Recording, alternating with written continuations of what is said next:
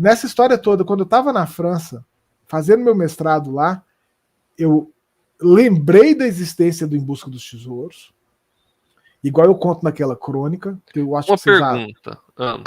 Claro, vamos lá. O colecionismo vem antes ou depois dessa questão do Em Busca dos Tesouros? Não, eu guardei o meu TK-85 e o CP400, e eu já era apaixonado por emulador. Tá. Então, assim, eu não tinha, eu não pretendi. Na verdade, eu lá na França, eu comentei com um amigo meu que eu gostava de emulador, gostava de computador e console antigo, e ele me deu um Amstrad CPC 6128, que eu trouxe com monitor, com drive, com caramba. O drive do 6128 é aquele de 3 polegadas, não 3,5, aquele 3 polegadas compridinho assim. Eu trouxe ele, trouxe com monitor RGB de 50 Hz, trouxe ele na muamba comigo, na bagagem, e não sei como que o pessoal deixou passar. Teclado Azert, porque era francês, um disco de CPM e tudo, e esse Odyssey ele me deu também, mas era igualzinho o meu, só que os controles eram prateados. E eu não tinha como carregar na bagagem mais coisa, aí eu deixei o Odyssey lá e trouxe só os controles. Ah, tá. E os cartuchos franceses também. E Esse foi seu início de colecionismo, não? foi, porque aí eu comprei. Na verdade, eu pedi para ele me deu. Eu entrei em contato com o pessoal perguntando do Em Busca dos Tesouros, e ninguém sabia, até que alguém me falou para entrar para a TKCP, a lista, porque o Kelly tinha recuperado a fita. O Kelly Abrantes Morta. E ele tinha a fita em casa, na época, e ele digitalizou a fita e botou no Audacity, corrigiu o ganho e arrumou tudo lá, e vamos que vamos, e conseguiu recuperar o jogo todo. Assim, a culpa é do Kelly. E eu, lá em Paris ainda, eu desassemblei o jogo, taquei Vidas Infinitas, entendi como é que o jogo funcionava, entendi como é que as fases eram armazenadas, fiz um monte de notação, mas o que eu queria mesmo era encontrar com o Tadeu, encontrar o autor do Em Busca dos Tesouros. Eu fiz uma página com a crônica que eu tinha escrevido sobre a saudade que eu tinha de um trem que eu nunca tinha visto, que era o Em Busca dos Tesouros, a propaganda do Em Busca dos Tesouros. Você não teve ele na época? Não. A única coisa que eu tinha era uma propaganda de página inteira da Microsistemas falando do Em Busca dos Tesouros. Cara, um dos poucos jogos que eu tive, eu acho que o único de fita original foi Em Busca dos Tesouros. Caramba, que coisa, que negócio incrível. Eu não sabia disso, não. Eu fiz minha mãe comprar pra mim. Cara, as duas coisas sensacionais do Em Busca dos Tesouros, que são incríveis. Primeiro é que o Pitfall, que todo mundo quer a comparação, óbvio. O Pitfall, as telas do Pitfall, elas não foram desenhadas, elas não foram projetadas por ninguém. O Pitfall usa um gerador de número pseudo-aleatório. É assim, ele vai sortear sempre as mesmas sequências de números. Mas chama, os técnicos aí, chama LFSR. Left Shift. Como que é? LF Shift Register. É LFSR. E você começa com a semente, toda vez que você faz um shift, vira outro número, e faz um short, shift, short, outro número, shift, short, outro número. XOR, né? E aí, cada telinha é gerada usando esses números. O Riverhead também é assim. Então, é por isso que você tem. O jogo é tão longo sem repetir, porque basicamente é como se você pegasse as casas decimais de pi e fosse usando para gerar as fases do jogo. Bacana. O Pitfall só repete 255, só tem 255 telas porque é um byte só. Acho que o Riverhead, se não me engano, usa 2, então você demora bem mais tempo para repetir. Eu acho que você estoura o placar antes de repetir. Mas o Em Busca dos Tesouros, não. Em Busca dos Tesouros, o Tadeu, ele projetou cada uma das telas. Ele colocou cada um dos inimigos, os buracos, das armadilhas, de propósito naquele lugar. E é por isso que é tão estupidamente difícil e tão divertido, porque às vezes você vê ali, tem um tesouro escondido naquele cantinho, aí você corre para descer a escada e pega o tesouro e aí você descobre que a escada não funciona de volta para subir. A escada só desce. Aí o único jeito é você desligar o computador, ligar de novo e carregar da fita de novo.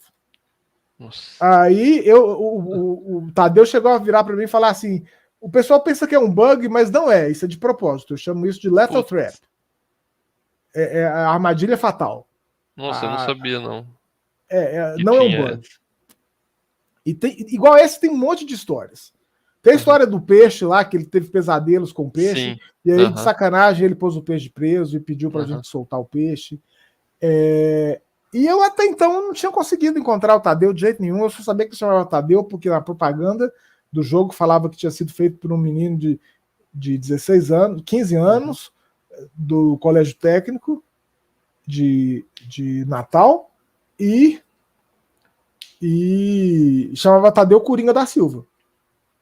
E eu procurei, eu revirei, cara. Pra você ter uma ideia, eu liguei para a secretaria do Cefet, onde ele estudou, para achar um ex-aluno dos anos 80, de 84, 85, 86, né, na verdade. E a secretária não encontrou. E eu não achava, eu procurei lista telefônica e não teve jeito. Só que aí eu pensei assim, cara, eu tô procurando isso errado. Ele assina o nome Coringa com U, mas vai ver algum filho de Deus achou que era Coringa com O. E aí eu procurei Coringa da Silva e eu achei não o nome dele, mas um site para... Ô, Sartori, quem soltou o peixe não fui eu, cara. Foi um argentino que chama... Ai, gente. Não é Diogo, é Daigo. Deixa eu me lembrar aqui. Mas é um argentino, desenvolvedor argentino, que pegou em busca dos tesouros e mandou um monte de poke para soltar o peixe. Ele extraiu os gráficos dos jogos, todos os inimigos. Ele fez um monte de coisa legal. Inclusive, eu tentei entrar em contato com ele na época do loading, na época do mais recente, depois que eu encontrei o Tadeu, e eu nunca mais achei ele. Mas uns 10, 15 anos atrás, eu mantive contato com ele bem próximo, assim, sobre o Em Busca dos Tesouros. Foi ele que libertou o peixe. O Friolani, o Tadeu é meio avesso a redes sociais. Ele não tinha Orkut, se você preferir, não tinha nada. MSN, nadinha.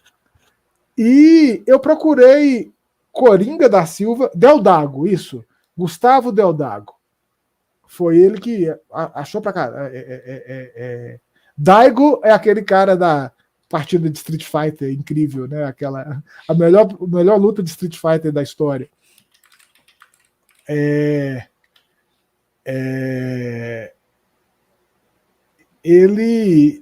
Eu achei Coringa da Silva um site de genealogia que tinha a história da família Coringa da Silva. E eu achei o nome de uma senhora que tinha um filho chamado Tadeu e outros filhos. Uma filha, um filho e um filho chamado Tadeu. Aí eu procurei o endereço dessa senhora. E eu liguei para ela, eu telefonei para ela, daqui de BH já. E ela ficou apavorada, tadinha. Assim, ela ficou achando que era sequestro. Ela ficou preocupada. Eu fiquei com medo dela passar mal. Aí eu comecei a explicar bem devagar que não, foi um jogo de um computadorzinho pequenininho que ele fez lá em 1986, mandou para uma revista. Ela falou assim, mas meu filho, tem muito tempo isso, como é que você lembra desse negócio, dessa história? Ninguém mais lembra dessa história. E aí ela concordou ela concordou não em me dar o endereço, não em me dar o endereço dele, ela me deu a caixa postal dele. Aí eu escrevi e seja lá o que Deus quiser, né? E o Tadeu me respondeu com uma carta de 10 páginas à mão, dando um monte de detalhes e não sei o quê. Eu respondi para ele com um monte de perguntas, ele deu mais outro, um monte de detalhes. O Tadeu descobriu sozinho umas técnicas que a gente usa em desenvolvimento de jogo, mas assim, a gente aprende nas revistas e nos livros. Uhum. Por exemplo, tem um negócio que chama double buffering. Para a tela não piscar, quando você está atualizando o frame, você desenha um frame todo na memória, e aí, depois que o frame está pronto, você só flipa a tela. Você coloca aquele frame pronto para ser exibido, e aí você apaga o frame velho e desenha naquele frame. Então você fica fazendo assim. Uma área da memória, uma área da tela. Uma área da memória, uma área da tela. O Tadeu estava com esse problema de o desenho da tela demorar muito tempo, então ficava feio quando ele mudava de tela. E aí ele estava sem conseguir resolver o problema, estava de frente de uma vitrine de televisão, de loja de televisão, dessas lojas de eletrodoméstico, e viu que tinha 2 televisões sintonizadas, cada uma num canal diferente. Aí ele falou assim, é isso, eu vou desenhar numa tela e escrever na outra. E exibir a outra. E aí depois eu troco os canais de uma televisão de uma para outra. O Friolani, depende da arquitetura que você tá. No ZX81 tem um registrador, que se eu não me engano é o I, que é o ponteiro para o seu arquivo de tela. Então, se você escrever nesse I, ele escreve no seu arquivo de... Você passa a usar aquela área da memória. No CP400, no TRS Color, até em Basic você consegue fazer isso. Você coloca PScreen 1,0 é uma página, PScreen 1,1 é outra página, ou alguma coisa do tipo. Ou PMode 40 e 41. Não, PMode é a resolução e a paleta de cor. PScreen é isso também. PScreen você muda de page flip. E em Assembly dá para você fazer, né? É mais fácil, costuma ser mais fácil. Agora, nem toda a arquitetura dá para fazer isso. As GeForce, as placas de vídeo modernas suportam até triple buffering, mas não é um negócio que você usa.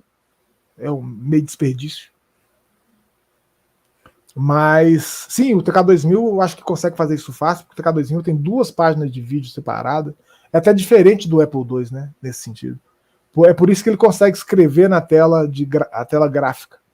Coisa que o Apple II só escreve naquela partezinha de baixo ali, o TK2000 escreve em qualquer lugar. Você